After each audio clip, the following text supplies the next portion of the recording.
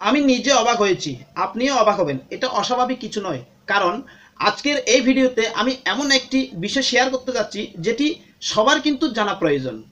এই ভিডিওতে আমি এক ভাইয়ের এক করুণ কথা আমি আপনাদের বলবো।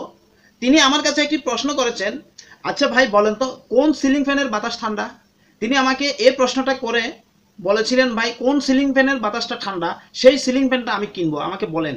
তো অ্যাকচুয়ালি আমি কিন্তু ওই প্রশ্নটার উত্তর আমি ইউটিউবে খুঁজতে গিয়ে সিলিং ফ্যানের বেশ কয়েকটা ভিডিওর নিচে সেম প্রশ্নটা পেয়ে আমি তো অবাক।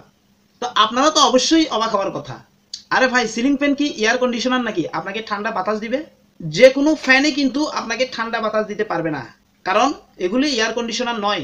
তবে হ্যাঁ, কয়েকটি প্রসেসের মাধ্যমে আপনি ঠান্ডা বাতাস উপভোগ করতে পারবেন। তো আজকের এই ভিডিওতে সেই প্রসেসগুলি আপনাদের দেখিয়ে দেব। আপনারা নিজেরাই এই প্রসেসগুলি অবলম্বন করে ঠান্ডা বাতাস উপভোগ করতে পারবেন।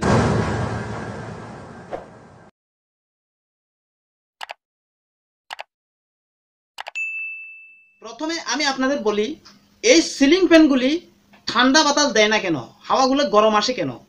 এটার কারণ হচ্ছে, সোজা কথায় আপনার ঘরে বাতাস ঢোকার মতো তেমন কোনো জায়গা নেই, যার ফলে ওই ফ্যান আপনার ভেতরের বাতাসগুলোকে সার্কুলেশন করতে থাকে। আর এই সার্কুলেশন হতে হতে যখন তাপমাত্রার সাথে আপনার ফ্যানের বাতাস গরম হয়ে যায়, তখন এটি গরম গরম একটা ভাব চলে আসে।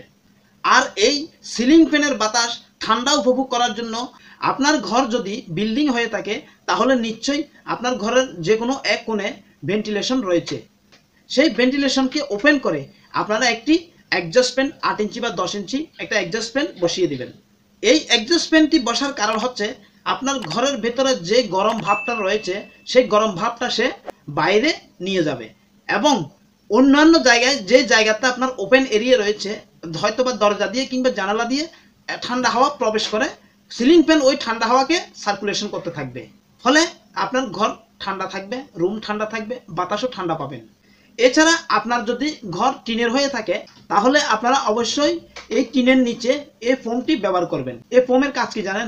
আপনার টিন যখন গরমে উত্তপ্ত হয়ে একটা ভাপ সৃষ্টি করে, ওই ভাপটা কিন্তু নিচে ঘরের মধ্যে থাকে। এখন এই ফোমটা যদি আপনি লাগান, সেক্ষেত্রে আপনার ওই গরম ভাপটিকে রুমের ভেতরে প্রবেশ করতে দেয় না। যেহেতু এখানে পাতলা একটি আবরণের অ্যালুমিনিয়াম থাকে, উপরে একটা এবং নিচে একটা, সেহেতু উপরে অ্যালুমিনিয়াম এবং নিচে অ্যালুমিনিয়ামের থাকার কারণে টিনের গরম ভাবটা উপর থেকে নিচের দিকে আসতে পারে না, ফলে আপনার রুমটি ঠান্ডা থাকে। তখন আপনি যখন ফ্যান চালাবেন, তখন আপনার কাছে ঠান্ডা বাতাস অনুভূত হবে। এই প্রসেসটি আপনারা অবলম্বন করে দেখুন, আপনিও উপকৃত হবেন। তা আমি এই প্রসেসটি অবলম্বন করে উপকৃত হয়েছি বিদায় আপনাদের আমি বিষয়টি শেয়ার করতেছি।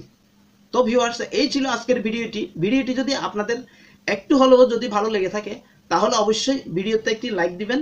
আর যারা চ্যানেলটি সাবস্ক্রাইব করেননি, তারা সাবস্ক্রাইব করে পাশে থাকা বেল আইকনটি বাজিয়ে দিয়ে আমার সাথে অ্যাক্টিভ থাকবেন।